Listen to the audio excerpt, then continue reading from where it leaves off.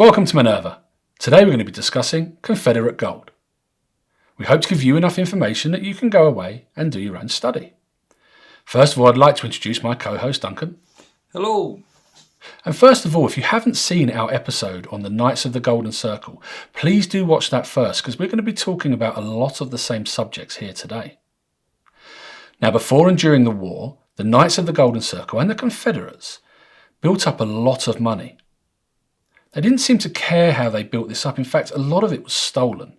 But this was all in trying to raise funds for their war effort. Jessie James, the well-known outlaw, is said to have stolen lots of money from train robberies and other places to try and help build the coffers. Now, we also know that the Union payroll was stolen a number of times. It was hijacked as they were trying to move money to their troops. The Confederates and the KGC were involved in trying to steal that money. But whatever happened to that money and that gold? Another thing is that as the Union were proceeding into towns, townspeople would flee. They didn't want to be there at the same time, so they would take their belongings and their possessions. But if they had a hint that the Union were coming, what would they do with that money? What would you do with that money if you had, piles of cash under your bed? Because banks weren't really used as they are today. So you would take the money out of your bed or your safe, etc., and you would hide that. You'd put it in boxes or jars, and you would dig down and hopefully come back at some later stage to retrieve it. Now, I think there is still a lot of this money out there still waiting to be retrieved. I still think there's a lot of money out there that's been forgotten around and never actually spoken about and passed down to anybody to go and find. So it's just sitting there waiting. But what do you think on this, Duncan? Right, yeah, Dan, a good subject, good continuation. Right, well, first thing, I'll comment on the theory stuff first, but I'm a bit cautious over this Jessie James reference. One thing is the case, I don't know how much evidence actually really exists that he raised money for the Confederates. I think it's still going down a bit of a conspiracy theory there. I mean, we know that so many people around that time used the name Jessie James, and so he could be attributed with so many more crimes than he actually did. And from what I gather, they like to think of him as a Robin Hood-like character, but I think him giving to any other cause than his own, I think is something to looked at. But yeah, it's personal opinion. But on the subject itself, hidden Confederate money, I love going off tangent. And unfortunately, when this did come up, it did remind me of my childhood. There was, as you do, you're a kid, I watched Scooby-Doo. And strangely enough, one of the only episodes I remember is when the Scooby Gang had to go off and find a Confederate general's missing millions. And the twist of the tale at the end is that they did find it, but it was all paper money. And so they deemed it as being worthless. Obviously, we would know that, that it still has some historical value and somebody pay money for it. But it's the thing. It seems like in the American culture, there is this thing about missing money from the Confederate Wars, which, of course, was exciting when this topic came up.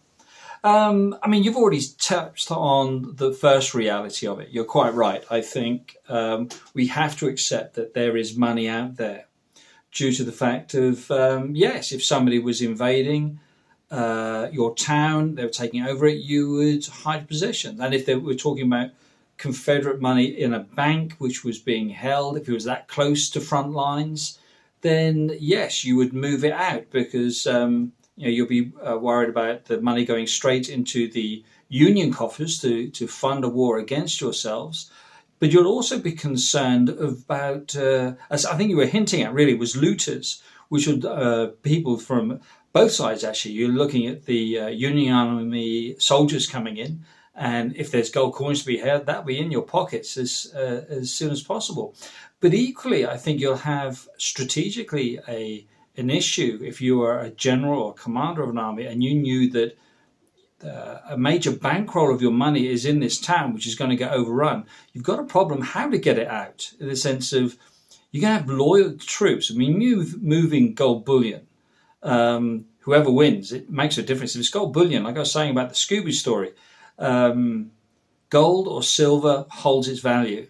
And so you're at risk of whoever gets their hands on it. And if you're moving the equivalent of millions, then you've got a problem on your hands. But going back to the original question, do I believe there's some substance to this? Oh, yeah. Heck so. For a practical value, if you say how people, we know that money was being financed, and even the sense of, even for a townsfolk, if they were saving money for their own militia, where would that money go? You couldn't just keep it in soldiers' hands. So, yeah, I think it's still out there. But we've got more evidence on this, haven't we? Well, yes, we do have evidence, because we know that gold has been found. In fact, the most common way that this was hidden was in mason jars, in glass jars with, the round lids.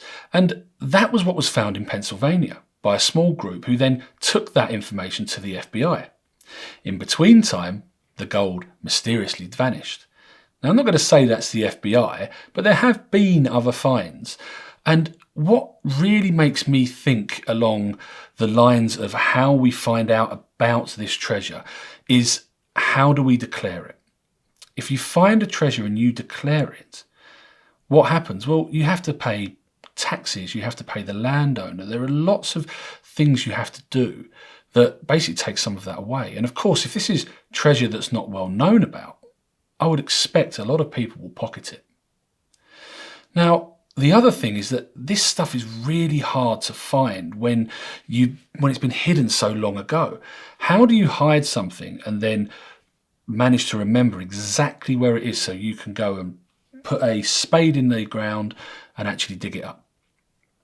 Again, another well-known theory that we found when we were researching this, and we've talked about in other episodes, is that people would bang nails into branches. They'd bang them in and then, of course, dig straight underneath that nail and you will find something. And that's a way that some people have found some of this gold. Other ways is to look at things like ciphers or encrypting the location. Now, going back to our old friend Sir Francis Bacon, he was a great cryptologist. We know that he studied in Paris and he wrote about how to encode things with ciphers. He was also great at hiding things in plain sight. And for anybody watching this that's interested, I would urge you to go and Google the AA headpiece of Sir Francis Bacon, because that's a really interesting way of hiding something in plain sight. Another way of hiding something in plain sight is to create a cipher and then write that or carve or engrave it somewhere. And of course, we're now going to start talking about the really interesting Bible trees. Trees have been found that have been carved with Bible references, either chapters or verses, numbers, etc., that would lead somebody to help them find a treasure. Now, what's really interesting is in those days, in the 1800s, most people would know the Bible. They would know that inside out. It was a book that they would read over and over again. We today don't, it isn't common for people to know it, so we would have to go around with that. But then people knew that stuff off the top of their head really well. So, having seen those references, having heard about these places, where do you think we now go with this, Duncan? Yeah, a lot of interesting points to cover. I suppose to start off with, to verify this Francis Bacon part, I don't think either of us are saying that Francis Bacon literally had a hand in hiding Confederate gold from a historical point of view, let alone anything else. But yeah, he is a good source to look at fundamental, if not rudimentary, aspects of cryptology, of hiding things in plain sight, and the skill of that. Looking at him and similar works, you get to understand that to hide something, there's normally two bits of cryptology. There's one where you have a set code, where you would actually have to know the code to actually decipher the message. The other is one where someone is so familiar with either a notion of a text or a notion of an idea that you can use that person's knowledge or awareness of their knowledge to direct them where you want them to go, which certainly seems to be the thing that we're looking at. And I think you're absolutely right. I think the Bible would have been such a focal point. You can use numerical codes, you can use word codes. There are different versions of the Bible. There would have been slightly different versions around at the time. But of course, the King James was pretty much adopted as standard. So you could even go for a literal code. But again, when we were looking into this, when you started talking to me about Bible trees, I was so happy to dismiss it. I thought it was just ridiculous. It seemed such a fairy tale like thing. But when you start looking into it, it's absolutely fascinating. And yeah, this idea and this system really does seem to exist. I mean, the one to look at is this fabulous story, a work of Bob Brewer. Ah, yes, Bob Brewer, the man that's been searching for this gold for a long time. He grew up with an Uncle Odie and Grandpa who would teach him the ways of country living. They would take him around and hunt and shoot, etc., but they would always drop clues as they were doing so. They would show him certain markings, certain symbols and things in the landscape, but not always fully explain what they were. It actually really reminds me of the grooming process you see in the Da Vinci Code, where the Grand Master of the Priory of Zion is teaching his granddaughter these Masonic ciphers and symbols so that she could later become a member of the society. But back to Bob. His uncle and his grandpa would always say things like, "It's not ours, it belongs to somebody else." And they would tease him later and later in life as things were going on. They would show him more and more of this stuff. Unfortunately, his uncle and his grandpa passed away before fully explaining everything to him. So he had some knowledge, but had to try and add to that and work out and put the pieces together to try and find some gold. Well, in 1991, he found his first jar of coins. And he knew that at that point, the code that they had taught him had been working. Now, I love this story of Bob Brewer. I just think it's so enigmatic. It's a perfect treasure story. And it leads us on to further treasure stories, really, Duncan. Yeah, Anna, exactly. It's a fantastic story, and there is so much more to go into it. I suppose the thing it needs to address on that is, I mean, one thing, I know when you mention the Da Vinci Code, you're not talking about it literally, but just to clarify that I don't see the grooming process in exactly the same way. I know you're talking about a fictional part when you're quoting the Da Vinci Code and the Priory of Zion, but there's all the conspiracy theories that go with this, where there's people saying that son after son has been taught the secrets to protect this golden treasure that's actually there. I don't believe that at all. For myself, I think there's a far more human aspect to it, and one of them actually being that say like the first generation who are actually taught, who actually did the encryption, were taking care of the treasure. Yeah, they knew all the bits and pieces, and maybe they passed that knowledge on to their sons. But I think as we're going after generation, I think we see that standard thing where a father would literally just be turning around to his children and going, "Look, this is our land. If anyone comes onto our land, you get them off as soon as possible. This is our land." And when you start instilling this as an idea, I think generations later, you find that this so-called grooming process is just basically is developed into someone being very protected of their home. I mean, we hear, as you say, so many of the stories where people have gone looking for treasure and suddenly these people come out of the woods and shoo them off. But if their family's been kept telling this, that your land's important to you, there's that. And I suppose the other thing that leads on to the sense of that enigmatic statement of this treasure's not for us, it's for somebody else. I would like to believe it's true. I like to believe that he was actually told that. The only thing is, I would actually question if it is there and if that mentality was, we are protecting this for somebody else. Because for me, it's because we are talking about a culture where we're talking about woodsmen, we're talking about people who are living out in the sticks and learning the laws of the real wildland and surviving out there. And I saw every little trick they're teaching, a sense of tracking, of how a tree grows, how a river feeds and things like that. And so I can imagine that if there were custodians of this like secret, when they show that their grandpa's grandpa made these marks on a tree, that they would share that because it's there. I mean, imagine that. Basically what I'm saying is I think the treasure's gone. I really do think if they knew the system that well, that treasure has gone. But if your great-grandfather knew this system and this knowledge, and it was in the trees, and you walked your land and you saw it so much, you would pass that on to the next generation. Not because there is anything at the end and you automatically throw it off, so well, it's not for us. Our bit is the secret, how it's hidden. I think that's the part that's beautiful and I think has its own value.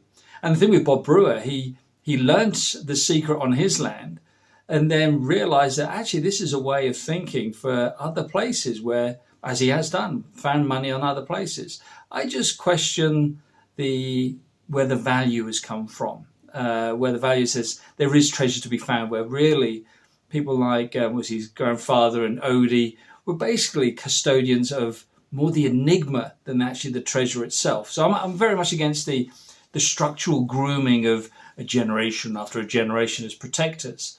But even so, I think the most wonderful thing is the beauty of this system. I didn't believe in these Bible trees or this method of thinking, but you watch it and it's there. It's beautifully there. It is, and there are a number of TV shows and YouTube videos about it. In fact, if this is one of the first times you're finding out about the mystery, that might be one of your next steps. Recently, I've been watching a TV programme by the producers of The Curse of Oak Island, where Marty Lagina, one of the main brothers in that show, is funding a different project, which is really interesting. And of course, it is based on Civil War gold. Now, currently there are 2 seasons, and they're finding each episode different supporting evidence, all pointing in the same direction towards their theory.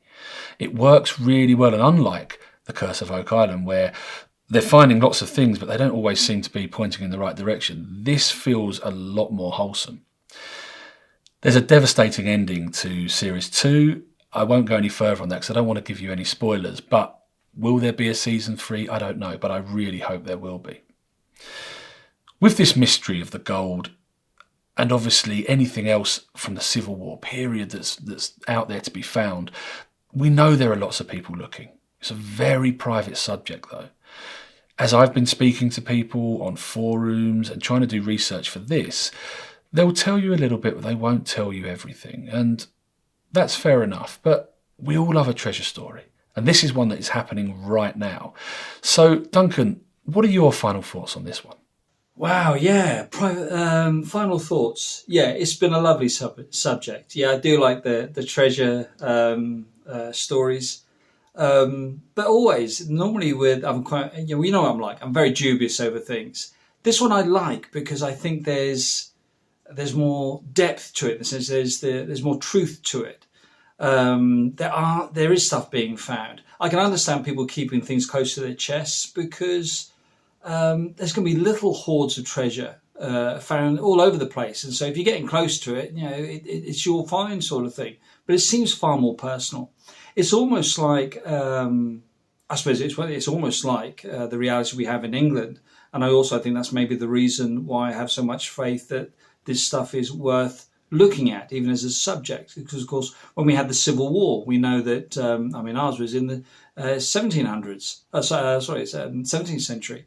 We know we had soldiers burying their small fortunes before going into battle. In case they lost it, we have Roman hordes for the same sort of thing buried around England, and we still haven't them found today. What we don't have is these wonderful Bible-like trees where it can point us in direction where they are. We still do have people with metal detectors going out and just trying to find it.